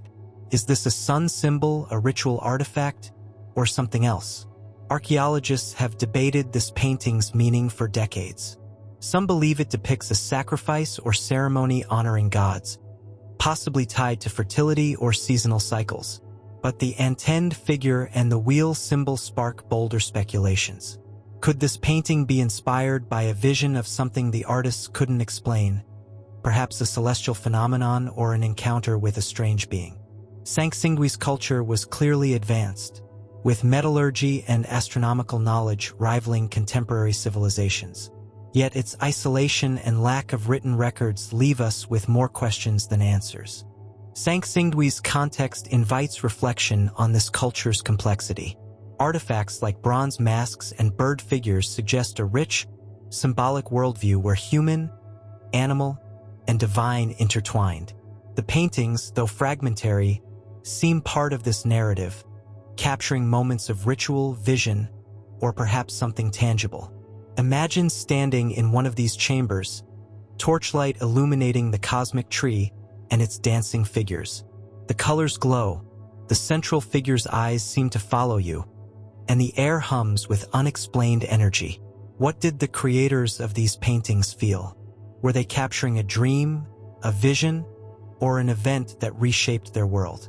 Our journey now moves to the heart of Mesoamerica, to Teotihuacan in Mexico, one of the ancient world's largest and most mysterious cities, flourishing between 100 BCE and 650 CE.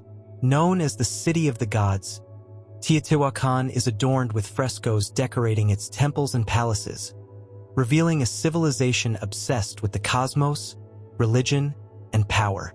One of the most enigmatic paintings, found in the Temple of Agriculture, is called the Goddess of Starry Eyes. This painting depicts a female figure, possibly a deity, with a face covered in small white dots resembling stars.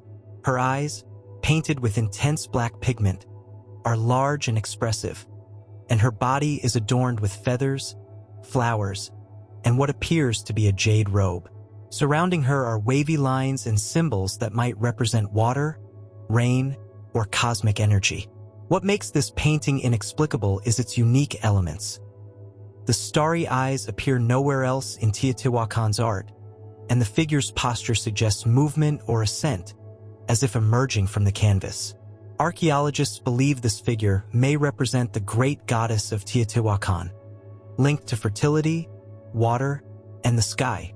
But the white dots on her face are a mystery. Some suggest they symbolize stars, tying the goddess to the cosmos. Others propose they could reflect mystical visions, perhaps induced by substances like peyote used in Mesoamerican rituals. Bolder theories suggest the figure might depict a celestial being, a guide seen by Teotihuacan's priests in trances. The painting is accompanied by images of flowers and birds, but the starry eyes make it unique, as if gazing from another world. Another painting in Teotihuacan, found in the Palace of Tepantitla, depicts a scene resembling a paradise or supernatural realm, known as the Garden of the Gods. It shows human and animal figures moving among streams of water and stylized flowers. Among them stands a figure with a feathered serpent-like head but human eyes and a body covered in glowing discs. Painted in vibrant red, blue, and green, this figure holds an object that could be a staff, scepter, or something unknown. The discs intrigue. They match no known Teotihuacan symbol. Some archaeologists believe this painting depicts an underworld or heavenly scene, with the serpent figure as a guiding deity. But the glowing discs and human eyes spark speculation. Could the discs represent celestial phenomena like comets or planets? Or might they hint at something the artist saw, interpreted as divine or extraterrestrial? Teotihuacan's astronomical culture, with pyramids aligned to the sun and stars, makes these theories intriguing, though unproven. Imagine walking among Teotihuacan's pyramids under a starry sky. The paintings in the Temple of Agriculture and Palace of Tepantitla glow with living colors, telling stories of gods, humans, and a cosmos that connects all. The Goddess of Starry Eyes and the serpent figure challenge us to ask, what inspired these images? Were they religious symbols, mystical visions, or memories of something Teotihuacan's people witnessed? Our journey now takes us to southern Africa, to the Drakensberg Mountains in South Africa, where the Sand People's rock paintings, dated between 3000 BCE and the 19th century CE, offer a window into a culture living in harmony with nature and the spiritual world. The Drakensberg's mountains are covered with thousands of paintings depicting hunting, dances, and rituals. One of the most enigmatic is known as the Shadow Hunter. Located in a rock shelter, this painting shows a stylized human figure, painted in red ochre and white, holding a bow and arrow. What makes it inexplicable is its shadow. An identical figure, painted in black, that seems to follow the hunter like a dark reflection. Surrounding them are lines and dots that could be animals, spirits, or astronomical symbols. The sand believed in a spiritual world where shamans could travel between realities, and some archaeologists believe this painting depicts a shaman and their spirit guide. But the black shadow is a mystery. Is it a literal reflection, a soul symbol, or something more? Another Drakensberg painting depicts a group of figures dancing under a sky filled with white dots, possibly stars. A central figure, painted in intense red, has a head adorned with what could be horns or rays, and its body is covered in lines suggesting movement or energy. This painting stands out from typical sand hunting or daily life scenes. Some suggest it depicts a shamanic trance, connecting to the spirit world. Others note the white dots and lines resemble celestial phenomena like meteors or auroras. Could this painting be inspired by something the sand saw in the sky? Imagine standing in the Drakensberg Mountains, the wind whistling through the rocks and moonlight illuminating the paintings. These images are more than art. They're a testament to a culture that saw the world as magical and mysterious. The Shadow Hunter and the Starry Dancer invite us to ask, what stories did the sand tell? Were they visions of their spiritual world, or memories of something witnessed on Earth or in the sky? The Shadow Hunter in the Drakensberg lingers in our imagination, its black silhouette trailing the hunter like an echo from another world. Our journey now takes us to the heart of the Amazon, to Chiribiquete in Colombia, where rock paintings by indigenous peoples, dated between 20,000 BCE and the 20th century CE, offer a glimpse into a culture deeply connected to the jungle and cosmos. A UNESCO World Heritage Site, Chiribiquete is a place of towering rocks and hidden caves, where rock art narrates stories of life, rituals, and mysteries that defy understanding. Imagine the jungle's chorus, the murmur of a nearby river, and humid air enveloping you. Prepare to explore Chiribiquete's enigmatic paintings. Chiribiquete's rocky walls are covered with thousands of paintings depicting human figures, animals, and abstract symbols in red ochre, white, and black. One of the most striking is the flying jaguar, located in a deep rock shelter. Painted in vibrant red, this jaguar has stylized wings, glowing against the dark rock. Its large, expressive eyes and body are surrounded by curved lines that could represent clouds, energy, or transformation. Smaller human figures, some with horn or ray-like headdresses, appear to dance or perform a ritual around it. What makes the flying jaguar inexplicable is its blend of elements. Jaguars are powerful symbols in Amazonian cultures, tied to power, the underworld, and shamanic transformation, but winged jaguars are unknown in regional mythology. Archaeologists believe this painting might depict a shaman in trance, transforming into a jaguar to journey to the spirit world. But the wings and curved lines suggest more. Could it represent a vision induced by plants like ayahuasca, used in Amazonian rituals? Some speculate the figure might allude to a being or phenomenon the artists linked to the sky, perhaps a spirit or a flying object interpreted as divine. The flying jaguar's colors are striking. The red ochre, applied with astonishing precision, seems fresh despite millennia, and white touches in the jaguar's eyes create a luminous effect. The surrounding human figures, painted in black, have postures suggesting movement, as if celebrating or worshipping the jaguar. Nearby abstract symbols like dots and lines could be a code, star map, or decoration. The scene's complexity suggests the artists had a clear purpose.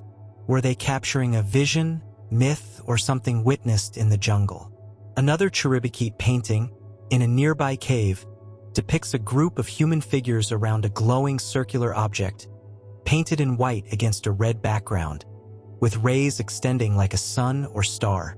The figures, some with elaborate headdresses, appear reverent, arms raised toward the object. This object doesn't resemble known Amazonian artifacts or symbols.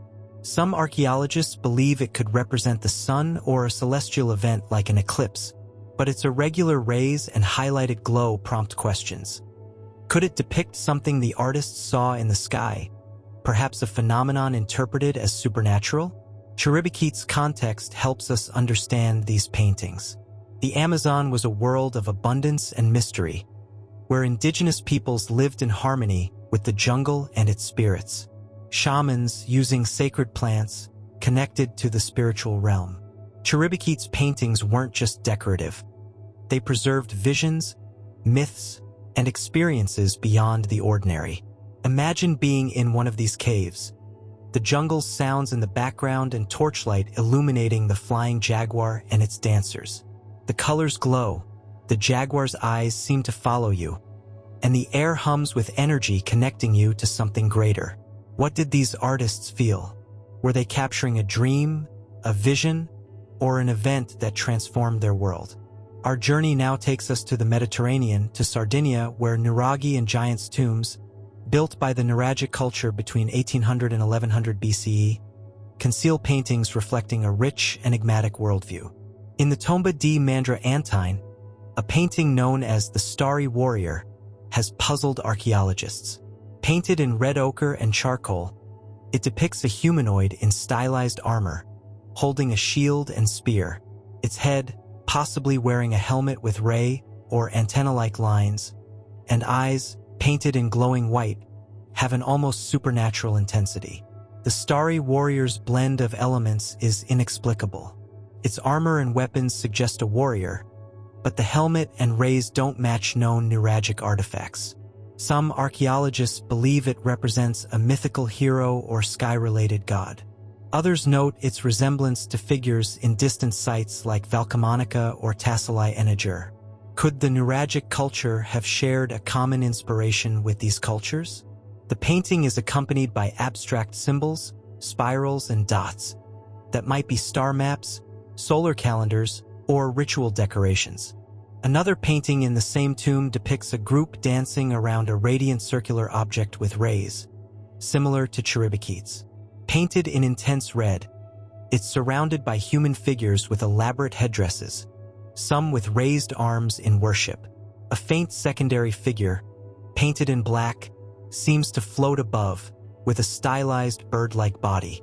This figure's mystery, spirit, deity, or something else, adds intrigue. What inspired these images? The Nuragic culture's context helps us understand them. Nuraghi, stone towers, were centers of power and ritual, and giants' tombs were for ancestor worship. The paintings were a way to connect with the divine, preserving stories and visions. Imagine being in the Tomba di Mandra Antine, light filtering through a small opening, the painted figures coming alive. The Starry Warrior and dancers challenge us to ask, what inspired these images? Were they symbols of power, mystical visions, or memories of something witnessed? Our journey now takes us to Carnac in Brittany, France, where menhirs and dolmens from 4500 to 2000 BCE are paired with rock paintings in nearby caves. In Gavrini's cave, a figure known as the Sky Guardian is painted in red ochre and charcoal. This humanoid, with large eyes, holds a glowing object, perhaps a staff or scepter, surrounded by spirals, rays, and dots resembling a star map. The Sky Guardian's simplicity and impact are striking. Its glowing white eyes seem to transcend time, and the surrounding symbols, though not matching known constellations, suggest advanced astronomical knowledge. Some believe it depicts a sky deity or ancestor tied to Karnak's solstice-aligned stones. Others note its strange appearance, sparking speculation about extraterrestrial inspiration. Was it a dream, vision, or something more? Another Gavrini's painting shows a group around a glowing disk with rays, painted in white, resembling a sun or moon. The figures, in red ochre, appear to dance or worship. A faint black figure, possibly bird-like, floats above, adding mystery. Is it a spirit, deity, or something else? Karnak's Neolithic people saw the world as magical and cosmic. The Gavrini's paintings capture the inexplicable.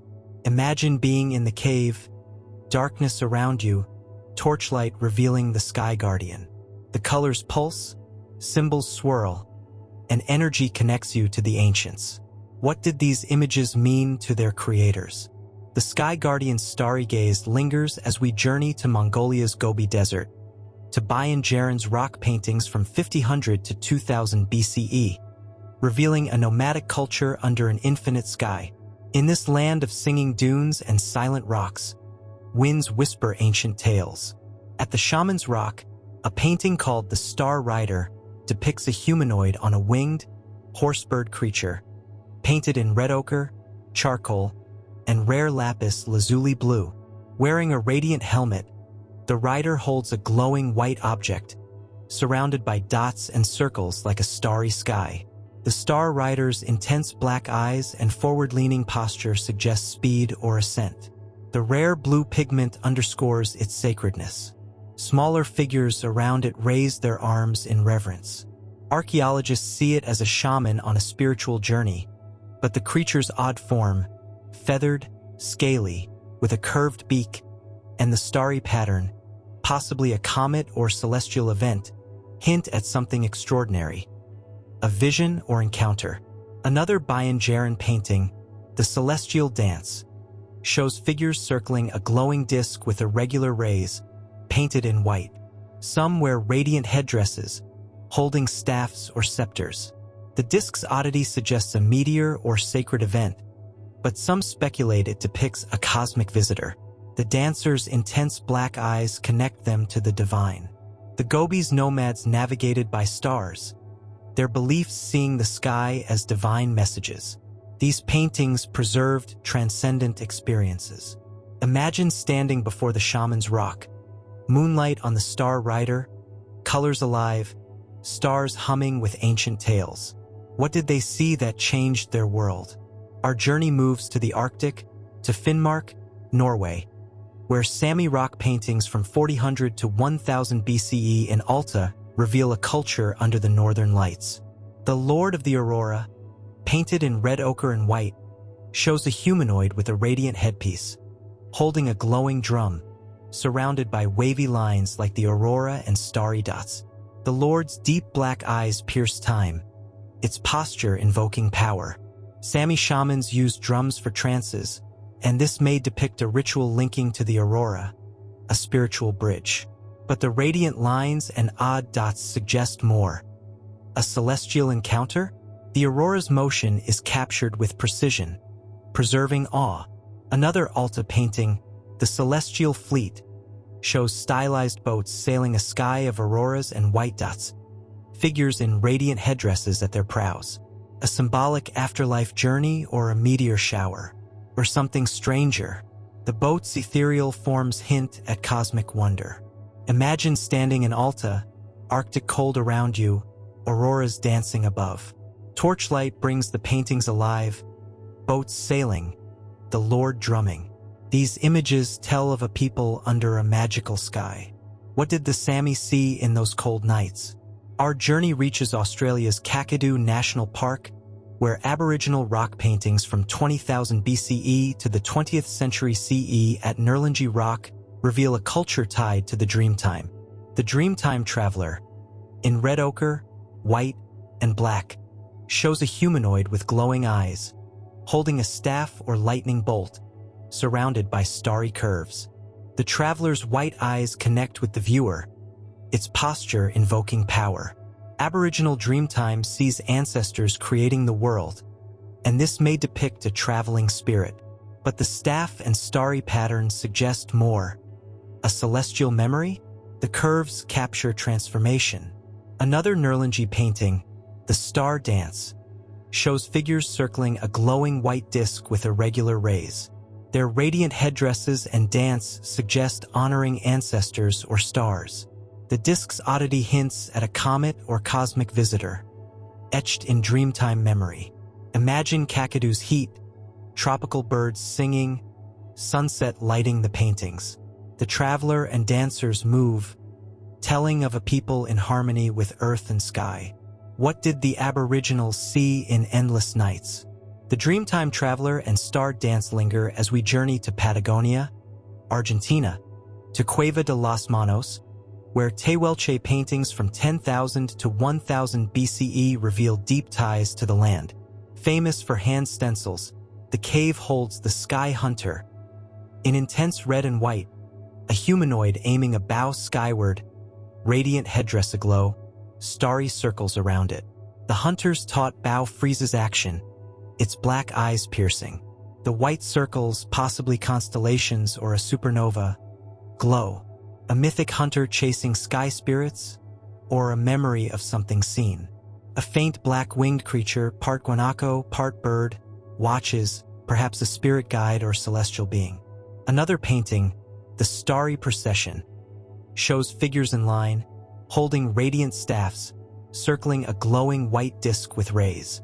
A ritual for an eclipse or meteor shower, or a cosmic encounter. The figures' rigid postures and black eyes evoke solemnity. The Tehuelche navigated harsh lands by stars, their beliefs tying earth and sky. These paintings preserved sacred moments. Imagine the Patagonian wind, torchlight on the hunter and procession, colors alive, stars twinkling. What changed their world? Our journey moves to Hawaii, to Puyuloa in Volcanoes National Park, where Hawaiian paintings from 1000 to 1700 CE show ocean and volcanic harmony. The Star Navigator, in red ochre and black, depicts a humanoid in a canoe, paddle aimed at starry white dots, radiant headdress glowing. The navigator's white eyes gaze beyond, the canoe sailing ocean and sky. The dots, likely constellations, guided Polynesian navigation. A mythic hero or a memory. The rare white pigment, possibly coral, marks its importance. Another painting, The Volcano Dance, shows figures circling a glowing red disk, radiant headdresses in motion. A ritual for Pele, the volcano goddess, or a comet. The disk's odd rays suggest cosmic wonder. Imagine Puyuloa's volcanic heat, ocean sounds, sunset lighting the paintings. The navigator rows, dancers move, telling of sky-guided people. What did the Hawaiians see? Our journey reaches Ethiopia's Harar, where mural paintings in traditional houses from 1500 to 1900 CE blend Islamic, Christian, and pagan traditions. In the House of 1,000 Colors, the Desert Rider, in red, blue, and white, shows a humanoid on a winged horse, spear aimed at starry circles, radiant turban glowing. The rider's black eyes pierce, the horse galloping through stars. A mythic hero or a memory. The rare blue, possibly lapis lazuli, marks its significance. Another painting, The Sky Procession, shows figures with glowing objects, marching in ritual. Celestial phenomena or divine visions. Imagine Harar's spice-scented air, city murmurs, light on the paintings. The rider gallops, figures march, telling of a cultural crossroads. What did Harar's people see?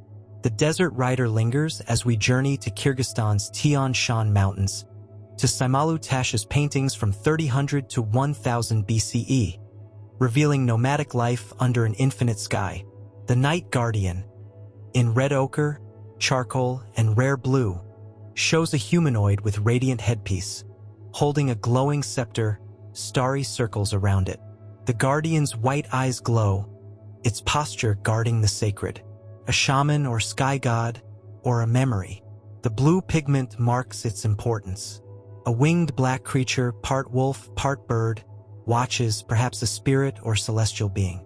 Another painting, The Starry Caravan, shows horse-riding figures with glowing objects, galloping toward a radiant disk, a ritual for seasonal migration, or a comet. The disk's odd rays hint at cosmic wonder. Imagine Saimalu Tasha's mountain wind, moonlight on the Guardian and Caravan, colors alive. What changed their world? Our journey reaches Copan, Honduras, where Maya paintings from 400 to 800 CE reveal cosmic obsession. In Temple 16, the Sky Lord, in red, blue, and malachite green, shows a humanoid with feathered rays, holding a glowing scepter, starry circles around it. The Lord's black eyes pierce, invoking power. a sun god like Kinichahau, or a memory. The rare green marks its significance. Another painting, The Celestial Dance, shows figures circling a glowing white disk, dancing in ritual. An eclipse or cosmic visitor. Imagine Copen's temple, dim light on the Lord and dancers, colors alive. What did the Maya see? Our journey moves to Iceland's Ingvellir, where Norse paintings from 800 to 1100 CE show divine connections. The Thunder Rider, in red ochre, black, and white, depicts a humanoid on a winged horse, holding a glowing hammer, radiant helmet aglow. The rider's black eyes pierce, perhaps Thor transformed, or a memory. Another painting, The God's Procession, shows figures with glowing objects, marching in ritual. Auroras or divine visions. Imagine Ingvelir's cold, torchlight on the rider and procession, colors alive. What did the Norse see? Our journey concludes in Namibia's Namib Desert at Twyfelfontein, where sand paintings from 600 to 1000 BCE reveal nature's harmony. The Desert Dancer, in red ochre, white, and black, shows a humanoid with winged arms, radiant headpiece, starry circles around it. The dancer's white eyes glow, capturing ecstasy. A shaman in trance or a memory. The rare white pigment marks its significance. The starry pattern hints at cosmic wonder. Imagine Twyfelfontein's desert heat, torchlight on the dancer, colors alive. What did the sand see? This journey through ancient art deepens, blurring lines between human, divine, and unknown. Breathe slowly, let these stories envelop you, and rest as we prepare for the next chapter of secrets held in ancient strokes. The journey through ancient art concludes to fall asleep to. The radiant figures of the desert dancer and the starry procession in Twyfelfontein glow under the Namibian moonlight, their stories whispering of a sky that captivated the sand. Our journey now weaves through the ancient art of Japan, Peru, Kazakhstan, India, Mexico, Sudan, Indonesia, Scotland, Mongolia, Chile, Nepal, Botswana, New Zealand, and Armenia, each site offering enigmatic paintings that bridge Earth and cosmos. As we explore these final chapters, let the vivid colors and mysterious forms guide you into a serene state, perfect for drifting into restful sleep.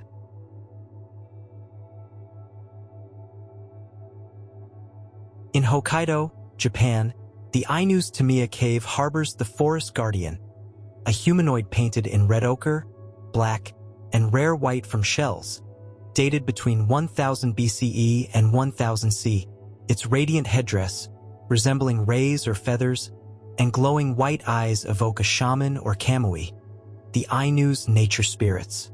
The surrounding starry circles and wavy lines form a celestial tapestry, unmatched by known constellations. Nearby, the dance of the kamui depicts figures circling a radiant white object with irregular rays, suggesting a ritual for a comet or an otherworldly phenomenon.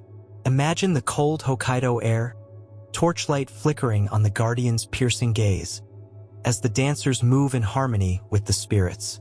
Were these visions of faith or memories of a sky illuminated by something extraordinary? In Peru's Carol, one of America's oldest civilizations, 3000 to 1800 BCE, the Lord of the Clouds graces a chamber in the Great Temple, painted in red, black, and rare mineral blue.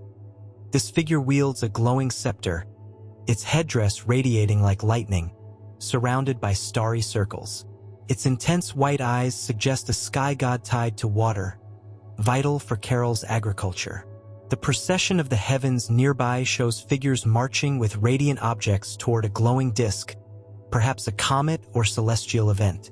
Picture the warm Peruvian sun filtering into the temple, the Lord's eyes following you, as the procession moves under a cosmic sky. Did Carol's people paint their gods or a moment that reshaped their world? In Kazakhstan's Tangali, the celestial archer, 3000 to 1000 BCE, aims a bow at a starry sky, painted in red ochre, black, and rare white from shells. Its radiant headdress and deep black eyes pulse with energy, surrounded by circles linked like constellations, possibly a supernova or meteor shower. A nearby black creature, part deer and part bird, watches with glowing white eyes, a spirit guide or skyborne being. The dance of the lights depicts figures circling a radiant disk, their radiant headdresses echoing the archers, honoring a celestial event or mysterious object. Feel the steps' night chill. The archers bow taut under moonlight, as dancers celebrate a sky alive with wonder. What did Tamghalese nomads see? In India's Ladakh, the star monk in Alki Cave, 1000 BCE, 500 CE, holds a glowing disc, painted in red ochre, black, and rare lapis lazuli blue. Its radiant halo and serene white eyes suggest a Buddhist bodhisattva, yet the starry circles around it defy known constellations. The celestial procession shows figures marching with radiant objects toward a glowing disc, a ritual for a comet or divine vision. Imagine the Himalayan cold, torchlight illuminating the monk's calm gaze, as the procession moves under a starry sky. Did Ladakha's people paint their faith or a celestial marvel? In Mexico's Monte Alban, the Zapotec Lord of the Winds, 500 BCE, 800 CE, in the Temple of the Danzantes wields a scepter, painted in red, black, and rare malachite green. Its radiant headdress and piercing white eyes evoke Kosijo, the rain god, surrounded by starry circles. The dance of the heavens depicts figures circling a radiant disk, perhaps an eclipse or comet. Picture Oaxaca's warm breeze, the Lord's gaze commanding the temple, as dancers honor the sky. Did the Zapotec capture their gods or a cosmic event? In Sudan's Jebel Barkal, the star priest, 3000 to 1000 BCE, stands in a long robe, painted in red ochre, black, and rare Nile shell white, holding a glowing scepter under a starry sky. Its intense black eyes and radiant headdress suggest a sky god, with circles hinting at a planetary conjunction or supernova. A black creature, part lion and part bird, watches with white eyes, a spirit or celestial being. The procession of the lights shows figures marching toward a radiant disk, a ritual for a comet or divine encounter. Feel the Nubian desert's heat, moonlight on the priest's scepter, as the procession moves under a sacred sky. What did the Nubians witness? In Indonesia's Sulawesi, the shadow hunter in Lingbalu Sipong Cave, 40,000 to 1000 BCE, wields a spear, painted in red ochre, black, and white. Its radiant headdress and glowing white eyes pierce the jungle's darkness, surrounded by starry circles. The star dance depicts figures circling a radiant disk, a ritual for a comet or skyborne object. Imagine the jungle's humidity, torchlight on the hunter's spear, as dancers move in reverence. Did Sulawesi's people paint their spirits or a celestial wonder? In Scotland's Orkney Islands, the Horizon Guardian in Scarabray Cave, 3000 to 2000 BCE, holds a glowing scepter, painted in red ochre, black, and white. Its radiant headdress and white eyes align with megalithic solstice sites, surrounded by starry circles. The procession of the stars shows figures marching toward a radiant disk, a ritual for a comet or divine vision. Picture the Atlantic's chill, torchlight on the Guardian's gaze, as the procession moves under a Neolithic sky. What did the Arcadians see? In China's Inner Mongolia, the cosmic rider in Inshan, 5000 to 1000 BCE, gallops on a winged horse, painted in red ochre, black, and rare white. Its radiant headdress and white eyes blaze under starry circles, possibly a supernova. A black creature, part wolf and part bird, watches, a spirit guide or sky being. The dance of the heavens depicts figures circling a radiant disk, a ritual for a comet or cosmic event. Feel the steps cold, moonlight on the rider's horse, as dancers celebrate the sky.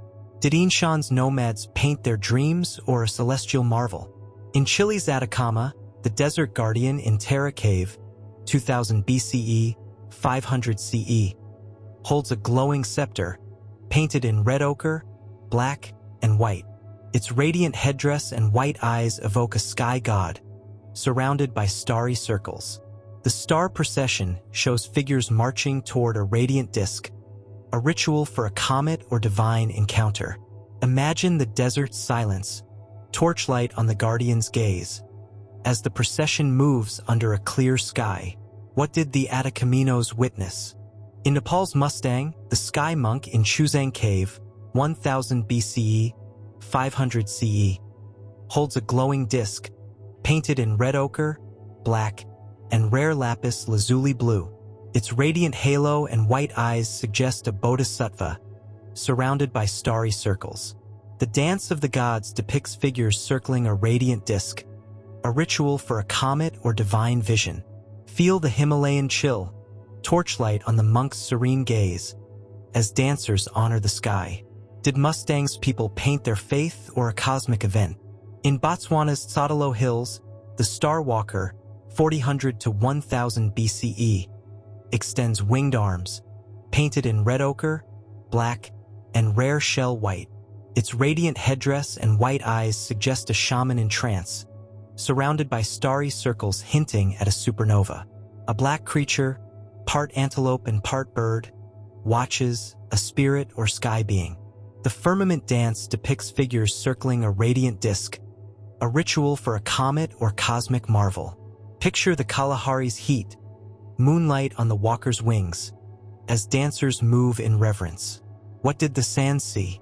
In New Zealand's South Island, the Maori sky navigator in Timaru Cave, 1000 to 1600 CE, paddles a canoe toward starry circles, painted in red ochre, black, and rare shell white.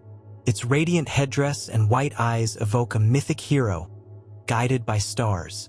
The dance of the ancestors depicts figures circling a radiant disk, a ritual for a comet or divine encounter. Feel the Pacific's chill, torchlight on the navigator's paddle, as dancers honor the sky.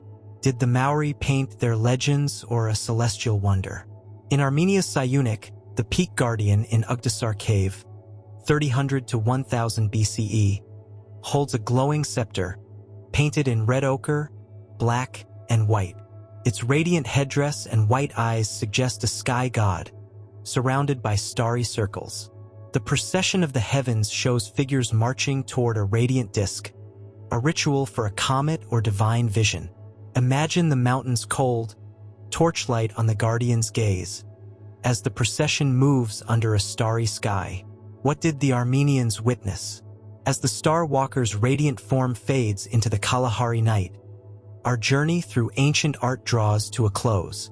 For over 3 hours, we've wandered from Mongolia's steppes to Botswana's deserts, from Maya temples to Orkney's megaliths, each painting a testament to humanity's gaze toward the stars. The cosmic rider, the sky monk, the Star Walker. Their glowing eyes and radiant forms linger in your mind, a bridge to ancestors who dreamed under the same sky. Close your eyes now, let the day's weight slip away. Visualize these paintings: the celestial archer's bow, the lord of the wind's scepter, the navigator's canoe gliding through stars.